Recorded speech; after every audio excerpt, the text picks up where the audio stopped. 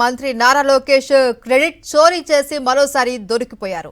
YS Jagan ప్రభుత్వంలో తీసుకొచ్చిన renew company పెట్టుబడులను తండ్రి కొడుకుల ఖాతాలో వేసుకుని అడ్డంగా బుక్ అయిపోయారు.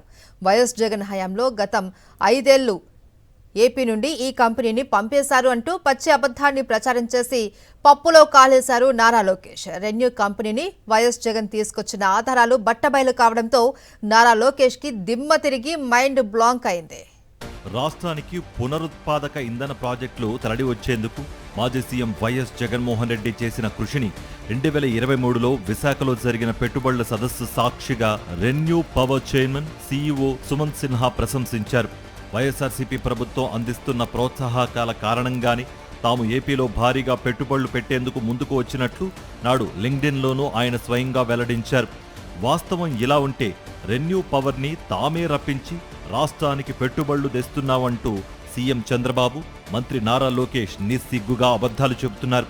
విశాఖలో అదానీ డేటా సెంటర్ పేరు మార్చి క్రెడిట్ చోరీకి పాల్పడ్డ టీడీపీ ప్రభుత్వ పెద్దలు పేదలకు ఒక్క ఇల్లు కూడా ఇవ్వకపోగా వైఎస్ జగన్ కట్టించిన ఇళ్లలోకి మళ్లీ కొత్తగా గృహప్రవేశాలు చేయించి తామే కట్టించినట్లు డ్రామాలాడారు. ఇప్పుడు విశాఖలో సిఐఐ సమిట్ వేదికగా మరో క్రెడిట్ చోరీకి శ్రీకారం చుట్టారు.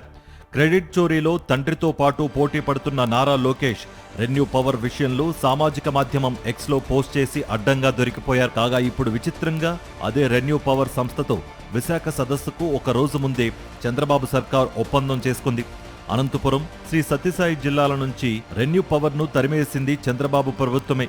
గత ప్రభుత్వం ఇచ్చిన జీవోలను రద్దు చేసి 600 మెగావాట్ల పవన విద్యుత్ ప్రాజెక్టులను కర్నూలు జిల్లాకు తరలిస్తూ ఈ ఏడాది జూలై 28న బాబు సర్కార్ జీవో నెంబర్ 56 జారీ చేసింది. ఈ నిజాలను వెలుగులోకి తెచ్చిన నెటిజన్లు లోకేష్ క్రెడిట్ చోరీకి పాల్పడ్డారంటూ మీమ్స్తో దుమ్మెత్తిపోస్తున్నారు.